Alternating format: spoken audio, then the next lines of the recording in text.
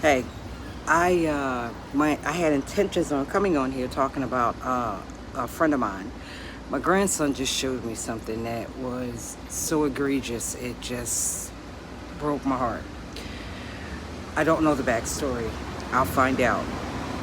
Um, but you'll understand when I finish. Young boy, autistic, was left in a park holding a bag of popcorn, left by his parents.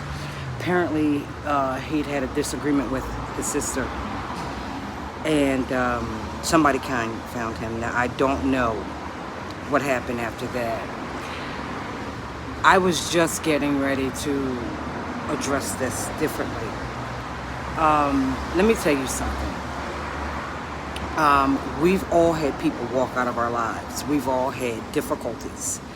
It takes a long time to get to where I am, where two tears in a bucket, muck it. You know what I mean? You have to toughen up. But in his case, he is defenseless. And I say that because a lot of people will look at you and think that you are defenseless because you seemingly stand alone, not realizing there's a few people behind you. But like that young boy, I try and keep this page as light as possible. But as I said, when something's on my heart, I speak on it. Again, you don't like it, scroll past. That is your choice. But I don't understand. It's not, well, first of all, it's not meant for me to understand people, not that magnitude, because in order to understand, you got to give a shit. And I just don't anymore. But getting back to my friend, she just told me before I stepped out that her birthday's coming.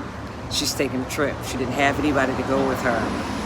Normally, I would have jumped at the chance, but with all this going on, I can't. Someone said to her, okay, as a present, I'll go with you and pay for the trip. I told her, hang on to that. That is what I was coming on here to say. And then, like I said, my grandson told me about the young man. I'm going to have to make a second one. That's why I say, and she thought she was alone. She's like, Noonie, I got to go by myself. Hold on.